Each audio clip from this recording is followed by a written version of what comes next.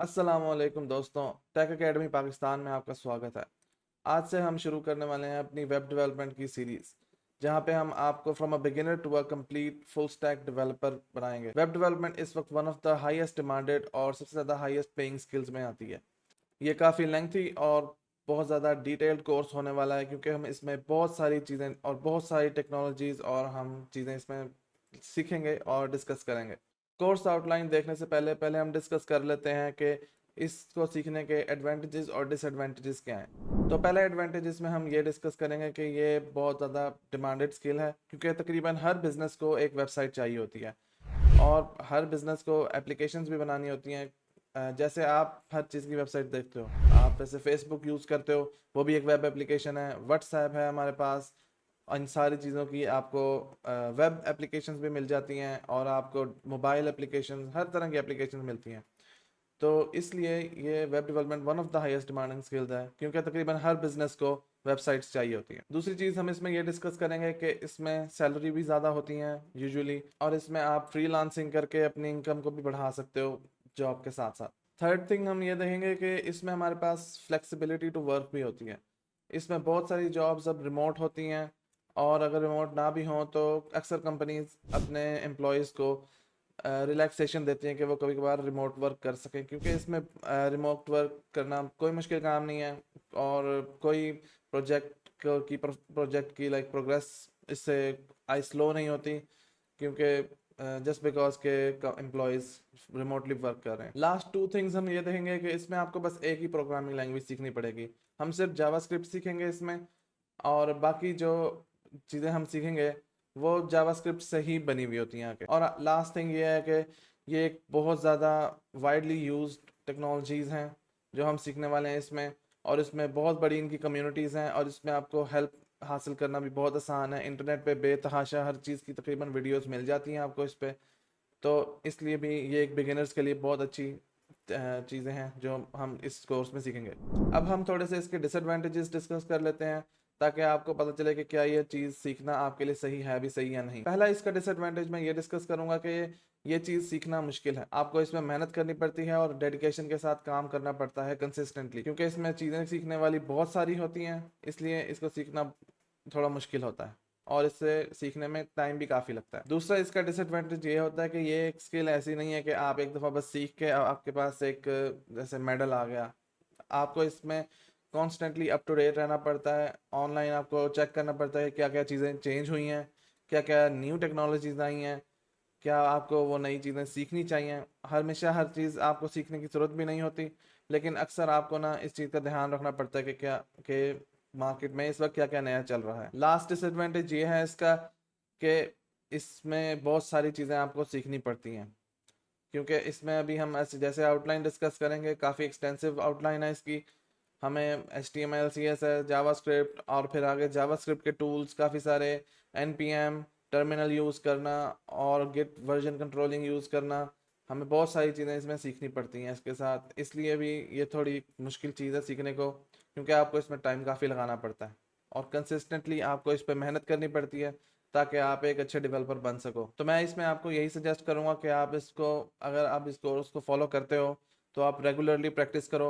बीच में मैं एग्जाम्पल के क्विजेस भी दूंगा आपको, कि आप प्रैक्टिस कर सको अपने अदर देन द वीडियो जो हम वीडियोस में प्रैक्टिस करेंगे। तो अब हम आते हैं अपने कोर्स की आउटलाइन की तरफ, कि हम इस कोर्स में पूरे कोर्स में क्या क्या चीज़ें सीखने वाले हैं।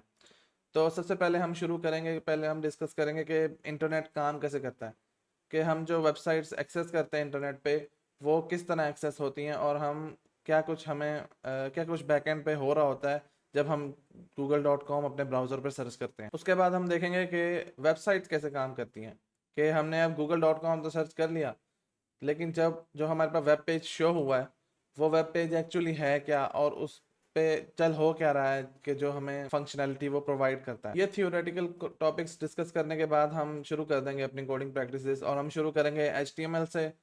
बिल्कुल बेसिक से स्टार्ट करेंगे हम, ताकि आपको फ्रॉम स्क्रैच सारी चीज़ें पता हों, कि जब हम बड़ी टेक्नोलॉजीज़ भी यूज़ कर रहे हों, जो कि लेटेस्ट टेक्नोलॉजीज़ हैं और जो मार्केट में करंटली यूज़ हो रही हैं, जब हम वो यूज़ कर रहे हो तो हमें पता चल रहा हो कि जो हम उससे बना रहे हैं उसका एंड रिज़ल्ट होता क्या है, और उस पर हमें ब्राउज़र पे चीज़ें दिखती कैसे हैं।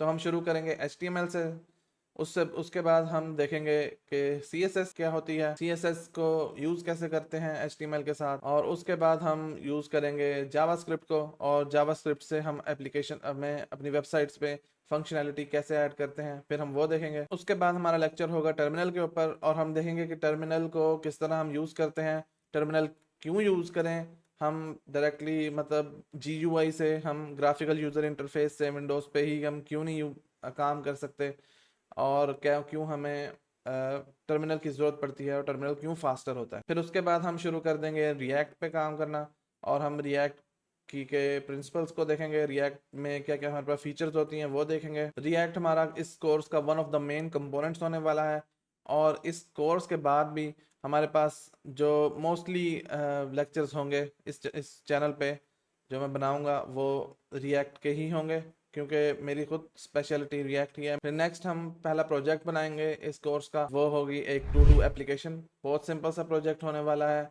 मैं काफ़ी कंसिडर करने के बाद बिल्कुल एक सिंपल से प्रोजेक्ट पे ही मैंने डिसाइड किया है कि हम बनाएंगे इस कोर्स में, ताकि समझने के लिए वो काफ़ी आसान हो। और इसके साथ हो जाएगी हमारी front end side almost complete, क्योंकि हम इसके बाद शुरू करने वाले हैं बैक एंड की चीज़ें, और हम उसमें सबसे पहले हम देखेंगे कि Node.js को इंस्टॉल करेंगे और Node.js को यूज़ करेंगे। हम देखेंगे कि Node.js इस्तेमाल किस लिए होती है और ये करती क्या है। फिर उसके बाद हम Node.js से एक API बनाएंगे, एप्लीकेशन प्रोटोकॉल इंटरफेस। हम देखेंगे कि क्या होता है, और इसको Express.js के साथ हम Node.js के अंदर कैसे बना सकते हैं। इसके बाद हम देखेंगे वर्जन कंट्रोल को। Version control one of the most important skills है जो हर डेवलपर को आनी चाहिए, क्योंकि इससे आप कम्युनिकेट कर सकते हो दूसरे डेवलपर्स के साथ एक ही प्रोजेक्ट पर। तो आपने अगर फॉर एग्जांपल मल्टीपल लोगों के साथ मिलकर एक ही प्रोजेक्ट पे अगर काम करना है, तो आपको वर्जन कंट्रोल आना मस्ट है। और मैं ये चीज़ मेंशन करना भूल गया, लेकिन हम API जो है वो टू डू एप्लीकेशन की ही बनाएंगे। तो हमारी API का स्टाइल जो होगा वो एक टू डू एप्लीकेशन वाला ही होगा, जैसे हमने फ्रंट एंड पे बनाई थी। क्योंकि फिर हम वर्जन कंट्रोल सीखने के बाद हम डेटाबेसेस पे काम करना शुरू करेंगे, और डेटाबेसेस किस किस किस्म की होती हैं, और हम फिर MongoDB को यूज़ करना सीखेंगे एक्सप्रेस एप्लीकेशन API के साथ। और फिर हम जो API बनाएंगे और डेटाबेस के साथ कनेक्ट करके, उसको हम फिर फ्रंट एंड से कनेक्ट करेंगे, और हम देखेंगे कि फ्रंट एंड से बैक एंड पे हम कम्युनिकेट कैसे करते हैं API के साथ। इसके बाद हम ऑथेंटिकेशन भी करेंगे। इसमें हम ऑथेंटिकेशन के प्रिंसिपल्स को डिस्कस करेंगे, क्रिप्टोग्राफी, साइफर्स क्या होते हैं, हम इस चीज़ को भी डिस्कस करेंगे। और हम देखेंगे कि अपनी एप्लीकेशन को हम सिक्योर कैसे बना सकते हैं बाय ऑथेंटिकेशन। और फिर हम ऑथेंटिकेशन को फ्रंट एंड के साथ इम्प्लीमेंट भी करेंगे, ताकि हम मेक श्योर कर सकें कि कोई रैंडम यूज़र हमारी API के साथ हमारे front end to do application के साथ पंगे ना ले सके, और वो सेफ हो। तो अब हम डिस्कस करते हैं कि आपको ये कोर्स सीखना कैसे चाहिए। तो इसमें हम एक मेथड यूज़ करेंगे जो मेरा ट्राइड एंड टेस्टेड है पर्सनली।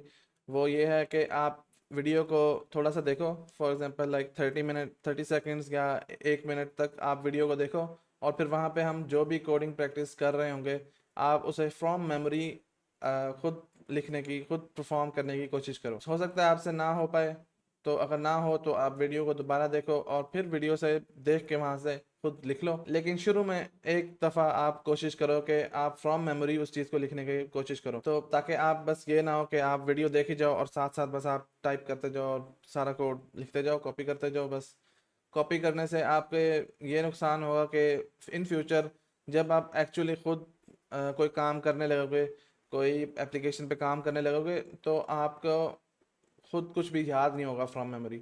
आपको आप इसी चीज़ पे रिलाय करोगे कि आपको कोई साइट पे आपके परफॉर्म कर रहा हो कोड, और आप उसका बस कॉपी करके लिख रहे हो। तो इस चीज़ से बचने के लिए और एक अच्छा डेवलपर बनने के लिए आपके लिए ज़रूरी होता है कि आप फ्रॉम मेमोरी चीज़ों को याद रखने की आदत डालो थोड़ी सी। हर चीज़ आपको याद रखने की डेफिनेटली ज़रूरत नहीं पड़ती, हर चीज़ आप याद रख भी नहीं सकते, लेकिन जितना आप कर सको उतना ही आपके लिए बेहतर होता है। और मैं आपसे ये भी रिक्वेस्ट करूँगा कि वीडियो को डाउनलोड मत करें। मुझे पता है इधर अक्सर लोग वीडियोस को डाउनलोड कर लेते हैं ताकि उनका डेटा ज़्यादा यूज़ ना हो, और वो अपने लोकली अपनी मशीन पे विदाउट इंटरनेट चीज़ को देख सकें। इधर मैं आपको बस रिक्वेस्ट करूँगा कि चैनल को सपोर्ट करने के लिए प्लीज़ वीडियो को यूट्यूब पर ही देखें, एक दफ़ा देख लें कम से कम, और फिर आप भले उसको डाउनलोड करके अपने पास अपने कंप्यूटर पे उसको देख लिया करें। इससे चैनल को बहुत सपोर्ट मिलती है और यूट्यूब को एल्गोरिदम को पता चलता है कि इन वीडियोस को प्रमोट करना चाहिए और यूज़र्स तक। लास्टली हम डिस्कस करेंगे कि आपको इस कोर्स को सीखने के लिए चाहिए क्या क्या। तो ज़्यादा कुछ नहीं चाहिए आपको इसको सीखने के लिए, बस एक कंप्यूटर चाहिए या लैपटॉप चाहिए जिसमें विंडोज़ या मैक हो। मैं इस कोर्स में लिनक्स को डिस्कस नहीं करने वाला और मैं ये भी डिस्कस नहीं करूँगा कि लिनक्स में चीज़ें इंस्टॉल किस तरह करते हैं। लेकिन अगर आप लिनक्स यूज़ कर रहे हो तो आपको मोस्ट लाइकली पता ही है कि आप क्या कर रहे हो और चीज़ें उसमें कैसे इंस्टॉल करनी है, जो जो हम चीज़ें इंस्टॉल करेंगे कोर्स में। तो इस कोर्स को शुरू करने से पहले आपको सिर्फ एक चीज़ इंस्टॉल करनी है अपने कंप्यूटर में, और वो है VS कोड। हमने लास्ट जो हमने सीरीज़ की थी प्रोग्रामिंग फंडामेंटल्स की, उसके अंदर हमने शुरू में VS कोड इंस्टॉल करना सीखा था। और हमने तो बहुत सिंपल है, आपने बस गूगल पे सर्च करना है कि डाउनलोड VS कोड, और आपके पास उसका प्रॉब्ली पहला लिंक ही होगा जो VS कोड इंस्टॉल कर देगा आपके पास डाउनलोड करके। और VS कोड इंस्टॉल करने के बाद हमने बस 3 एक्सटेंशंस करनी है इसमें। टू बिन फर्स्ट मैं पॉइंट आउट करने वाला हूँ कि हम इसमें AI असिस्टेंट्स नहीं यूज़ करेंगे। चैट GPT या कोपायलट जैसी या कोडियम जैसी हम कोई चीज़ इसमें कोर्स में यूज़ नहीं करने वाले, ताकि ये कम्प्लीटली बिगिनर फ्रेंडली कोर्स होना चाहिए। और मैं बिलीव करता हूँ कि अगर आप AI की हेल्प लोगे लर्निंग के दौरान तो आप बहुत ज़्यादा AI पे डिपेंडेंट हो जाओगे। तो हम AI को कम्प्लीटली यूज़ नहीं करने वाले इस कोर्स के अंदर। यहाँ पे हमने 3 एक्सटेंशंस करनी है। फर्स्ट इज़ लाइव सर्वर, ये हमें एक सर्वर बना देता है अपने फाइल्स का, जिस पे हम चेंजेस को कंटिन्यूसली देख सकते हैं। तो फॉर एग्जांपल अगर मैं यहाँ पर कोई भी चीज़ चेंज करता हूँ इधर कोड में, तो इंस्टेंटली वो कोड में चेंजेस हमें ना ब्राउज़र पे हमें शो हो जाएंगे, क्योंकि ये एक्सटेंशन खुद ही उस पेज को रिफ्रेश कर देगी हमारे लिए। Next is prettier. प्रिटियर हमारे कोड को फॉर्मेट करने के लिए यूज़ होती है। तो फॉर एग्जांपल अगर यहाँ पे अलाइनमेंट थोड़ी ख़राब हो, तो अगर मैं सेव करूँगा इस फाइल को Ctrl+S दबा के, तो वो खुद ही उसको सही से अलाइन कर देगा। सारी चीज़ों को अच्छी तरह दिखाने के लिए, नीट एंड क्लीन रखने के लिए ये प्रिटियर हमारे पास एक्सटेंशन यूज़ होती है। उसके बाद हमारे पास ये टैब आउट है, ये मेरी पर्सनल प्रेफरेंस है।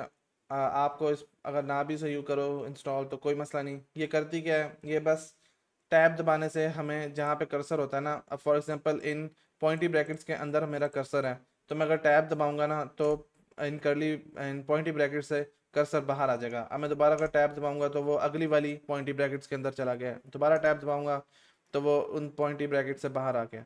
तो ये करता बस यही है, ये लाइन कर्सर को ना लाइन में थोड़ा थोड़ा आगे जंप कर देता है। आखिरी कुछ चीज़ें हमने जो करनी है वो उधर, उसके लिए आप सेटिंग्स अपनी खोलें यहाँ पे VS कोड की, और इसमें आपने फॉन्ट साइज़ मैं सजेस्ट करूँगा कि थोड़ा सा बढ़ा लें आप, क्योंकि ज़्यादा बड़ा फॉन्ट होता है तो वो आपकी आंखों के लिए देखने के लिए अच्छा होता है। छोटा फॉन्ट ज़्यादा टाइम देखने से आपकी आंखें थक जाती होती हैं जल्दी। फॉन्ट में FERA code nerd font install किया हुआ है, वो मैं यूज़ कर रहा हूँ यहाँ पे। आप डिफ़ॉल्ट भी यूज़ कर सकेंगे या जो आपका दिल करे यहाँ पे फ़ॉन्ट चेंज कर सकते हैं। और यहाँ पे हमने कुछ चीज़ें जो चेंज करनी है वो यहाँ पे आप सर्च करें फॉर्मेट ऑन सेव, तो ये आपके पास पहली सेटिंग आएगी फॉर्मेट ऑन सेव की। इसे आपने चेक कर लेना है। बाय डिफ़ॉल्ट ये चीज़ चेक नहीं हुई होती, तो इससे ये होता है कि आप जब Ctrl+S दबाते हैं फाइल को सेव करते हैं तो ये आपका कोड ऑटोमेटिकली फॉर्मेट कर देता है। अगली चीज़ हमने यहाँ पे सर्च करनी है डिफ़ॉल्ट फॉर्मेटर।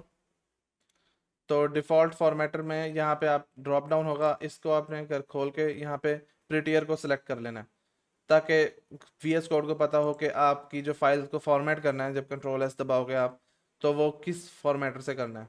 तो इससे फिर आप प्रिटियर को सिलेक्ट कर लोगे। और बस यही चीज़ें हमने करनी थी सेटअप इस लेक्चर में। उम्मीद है आप भी एक्साइटेड होगे इस कोर्स के लिए जितना मैं एक्साइटेड हूँ। इसमें टाइम लगेगा काफ़ी, इसमें काफ़ी सारे लेक्चर्स होंगे और मुझे प्रॉब्लली फिनिश करने में भी इसे काफ़ी टाइम लगेगा। तो मैं आपसे मिलता हूँ नेक्स्ट पार्ट में, तब तक के लिए अल्लाह हाफिज़।